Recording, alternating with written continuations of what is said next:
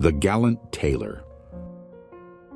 One summer morning, a little tailor was sitting on his board near the window, working cheerfully with all his might, when an old woman came down the street crying, "Good jelly to sell!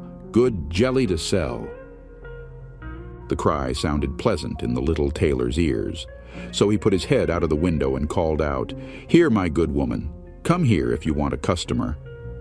So the poor woman climbed the steps with her heavy basket and was obliged to unpack and display all her pots to the tailor. He looked at every one of them, and lifting all the lids, applied his nose to each and said at last, "The jelly seems pretty good. You may weigh me out 4 half-ounces, or I don't mind having 1/4 of a pound." The woman, who had expected to find a good customer, gave him what he asked for, but went off angry and grumbling. "This jelly is the very thing for me," cried the little tailor. "It will give me strength and cunning." He took down the bread from the cupboard, cut a whole round of the loaf, spread the jelly on it, laid it near him, and went on stitching more gallantly than ever. All the while the scent of the sweet jelly was spreading throughout the room, where there were quantities of flies, who were attracted by it and flew to partake. "Now then, who asked you to come?" said the tailor, and drove the unbidden guests away. But the flies, not understanding his language, were not to be got rid of like that, and returned in larger numbers than before. Then the tailor, not being able to stand it any longer, took from his chimney corner a ragged cloth, and saying, "Now I'll let you have it," beat it among them unmercifully. When he ceased and counted the slain, he found 7 lying dead before him. "This is indeed something," he said, wondering at his own gallantry. "The whole town shall know this." So he hastened to cut out a belt, stitched it, and put on it in large capitals, "7 at one blow." "The town, did I say?" said the little tailor. "The whole world shall know it." And his heart quivered with joy like a lamb's tail. The tailor fastened the belt round him and began to think of going out into the world, for his workshop seemed too small for his worship. So he looked about the house for something useful to take with him, but found nothing except an old cheese, which he put in his pocket. Outside the door he noticed that a bird had got caught in the bushes, so he took that and put it in his pocket with the cheese. Then he set out gallantly on his way, and as he was light and active, he felt no fatigue. The way led over a mountain, and when he reached the topmost peak, he saw a terrible giant sitting there and looking about him at his ease. The tailor went bravely up to him, called out, and said, "Comrade, good day. There you sit looking over the wide world. I am on the way thither to seek my fortune. Have you a fancy to go with me?" The giant looked at the tailor contemptuously and said, "You little rascal! You miserable fellow!" "That may be," answered the little tailor, and undoing his coat he showed the giant his belt. "You can read there whether I'm a man or not." The giant read, "7 at one blow," and thinking it meant men that the tailor had killed, felt at once more respect for the little fellow. But as the giant wanted to test him, he picked up a stone and squeezed it so hard that water came out of it. "Now, if you can do that," said the giant, "then you truly have strength." "That's nothing," said the little tailor. "I call that play." He reached into his pocket, pulled out the cheese, and squeezed it so that the whey ran out of it. "Well," said he, "what do you think of that?" The giant didn't know what to say, for he could hardly believe what the little man had just done. Then the giant picked up another stone and threw it so high into the air that it was nearly out of sight. "Now, little fellow," said he, "suppose you try that." "Well thrown," said the tailor, "but the stone fell back to earth again. I'll throw you something that will never return." He reached into his pocket, took out the bird, and threw it into the air. The bird, delighted to be free, took wing, flew away, and never returned. "What do you think of that, comrade?" asked the tailor. "There is no doubt that you can throw," said the giant, but let's see if you can carry." He led the little tailor to a mighty oak tree that had been felled and was lying on the ground. "Now," said the giant, "if you are strong enough, help me carry this tree out of the forest." "Willingly," answered the little man. "You take the trunk on your shoulders, and I will carry the branches with all their foliage. That's much the more difficult part." So the giant hoisted the trunk onto his shoulders, while the tailor climbed up and sat comfortably among the branches. The giant couldn't see what he was doing, and so ended up carrying both the tree and the little man on it. The tailor was cheerful and merry, whistling the tune, "There were 3 tailors riding by," as though carrying the tree were mere child's play. After struggling a while under the heavy load, the giant was exhausted and cried, "Look here! I must let go of the tree." Quickly the tailor jumped down, grabbed the tree with both arms as if he'd been carrying it all along, and said to the giant, "You see, you can't carry the tree, though you're such a big fellow." They went on together a little farther until they came to a cherry tree. The giant grabbed the topmost branches where the ripest fruit hung and pulled them down, handing them to the tailor to hold. "Eat," he said. But the little tailor was far too weak to hold the tree down, and as soon as the giant let go, the tree sprang upright again, flinging the tailor into the air. When he dropped down again unharmed, the giant asked, "How is this? Haven't you strength enough to hold such a weak sprig as that?" "It's not strength I lack," answered the little tailor.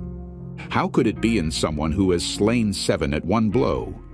I only jumped over the tree because the hunters are shooting down there in the bushes. You jump it too, if you can." The giant tried, but being unable to vault the tree, he got tangled in the branches.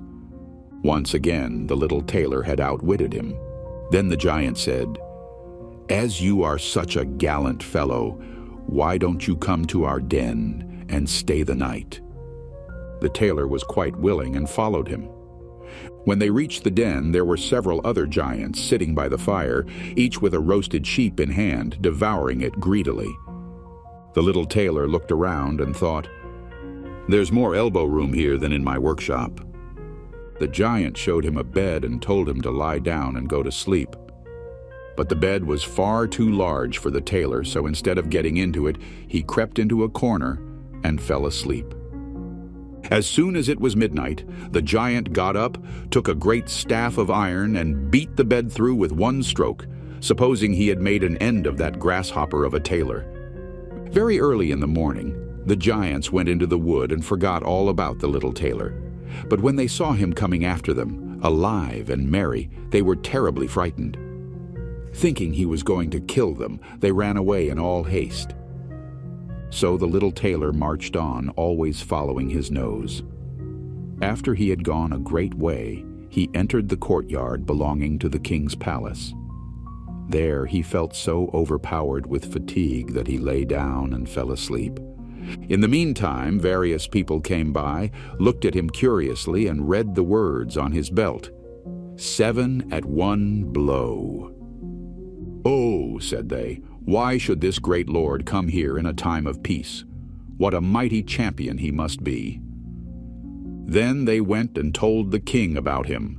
They thought that if war should break out, what a worthy and useful man he would be, and that he ought not to be allowed to depart at any price.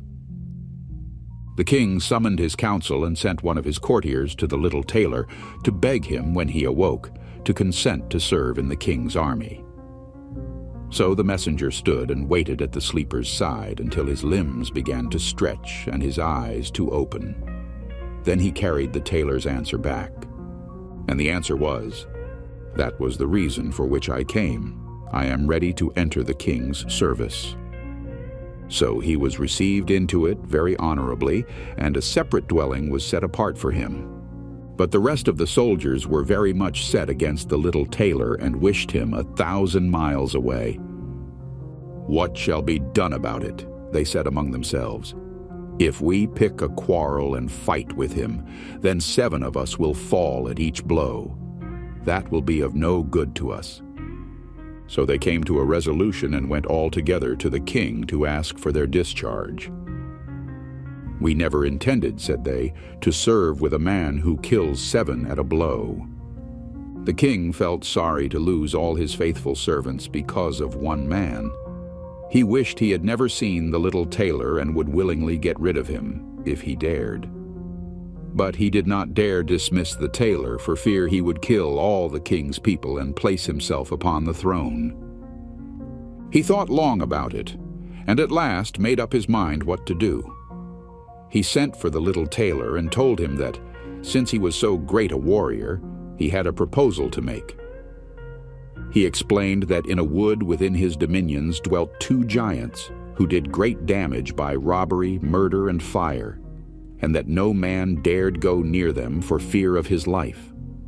But if the tailor should overcome and slay both these giants, the king would give him his only daughter in marriage and half his kingdom as dowry. 100 horsemen would accompany him to offer assistance. "That would be something for a man like me," thought the little tailor. "A beautiful princess and half a kingdom are not to be had every day." And he said to the king, "Oh yes, I can soon overcome the giants and have no need of the 100 horsemen. He who can kill 7 at one blow has no need to be afraid of 2. So the little tailor set out, and the 100 horsemen followed him. When he came to the border of the wood, he said to his escort, "Stay here while I go to attack the giants." Then he sprang into the wood and looked about him, right and left. After a while he caught sight of the 2 giants. They were lying under a tree, asleep, and snoring so loudly that all the branches shook.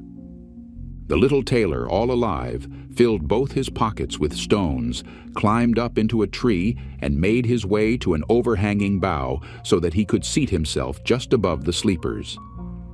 From there he let one stone after another fall on the chest of one of the giants. For a long time the giant was quite unaware of this, but at last he woke up, pushed his comrade, and said, "What are you hitting me for?" "You are dreaming," said the other. "I am not touching you." Then the tailor let fall another stone on the other giant. "What can that be?" cried he. "What are you casting at me?" "I am casting nothing at you," answered the first, grumbling. They disputed about it for a while, but as they were tired, they gave it up at last, and their eyes closed once more. Then the little tailor began his game anew. He picked out a heavier stone and threw it down with force upon the first giant's chest. "This is too much," cried he, and sprang up like a madman, striking his companion such a blow that the tree shook above them. The other paid him back in full, and they fought with such fury that they tore up trees by the roots to use as weapons against each other. At last they both lay dead upon the ground. Now the little tailor climbed down. "Another piece of luck," said he, "that the tree I was sitting in did not get torn up too, or else I should have had to jump like a squirrel from one tree to another." Then he drew his sword, gave each of the giants a few hacks in the chest, and went back to the horsemen. "The deed is done," he said. "I have made an end of both of them, but it went hard with me. In the struggle they rooted up trees to defend themselves. But it was of no use. They had to do with a man who can kill 7 at one blow." "Then are you not wounded?" asked the horseman. "Nothing of the sort," answered the tailor. "I haven't turned a hair." The horsemen still would not believe him and rode into the wood to see for themselves. There they found the giants wallowing in their blood, and all around them lay uprooted trees. The little tailor then claimed the promised reward. But the king repented of his offer and sought again how to rid himself of the hero. "Before you can possess my daughter and the half of my kingdom," said he to the tailor, "you must perform another heroic act. In the wood lives a unicorn who does great damage. You must capture him." "A unicorn does not strike more terror into me than 2 giants. 7 at one blow, that is my way," was the tailor's answer. So Taking a rope and an axe with him, he went out into the wood and told those ordered to attend him to wait outside. He had not far to search. The unicorn soon came out and sprang at him as if to make an end of him at once. "Softly, softly," said the tailor. "Most haste, worst speed." He remained standing until the animal came quite near. Then he quietly slipped behind a tree. The unicorn ran with all its might against the tree and stuck its horns so deep into the trunk that it could not get it out again, and so was taken. "Now I have you," said the tailor, coming out from behind the tree.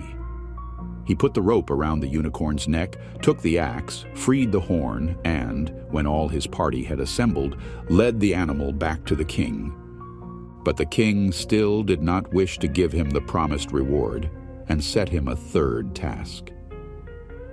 Before the wedding could take place, the tailor was to secure a wild boar which had done a great deal of damage in the wood. The huntsmen were to accompany him.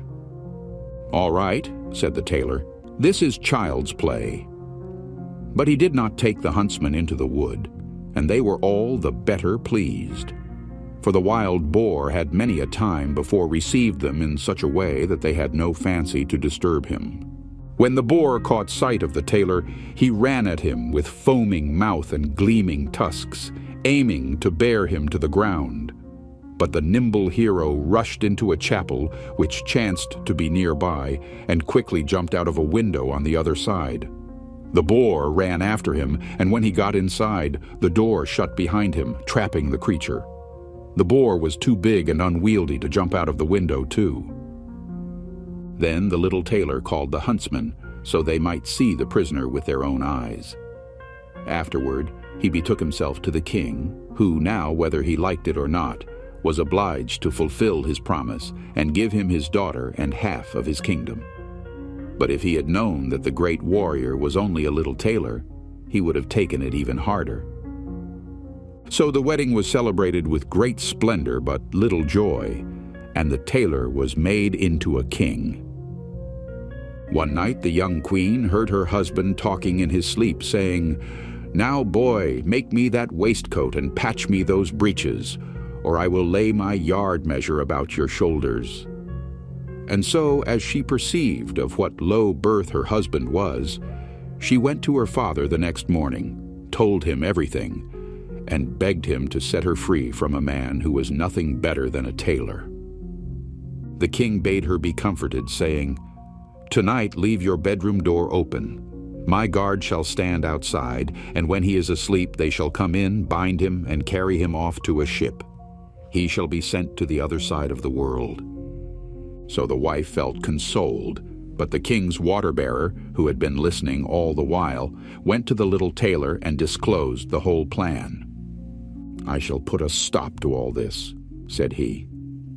At night he lay down as usual in bed, and when his wife thought he was asleep, she got up, opened the door, and lay down again.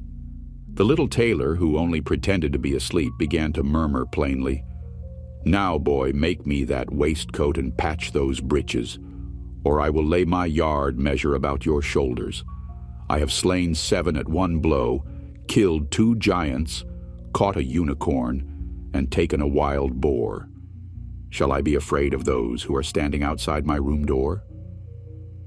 When they heard the tailor say this, a great fear seized them. They fled away as if they had been wild hares, and none of them dared to attack him. And so the little tailor remained a king all his lifetime,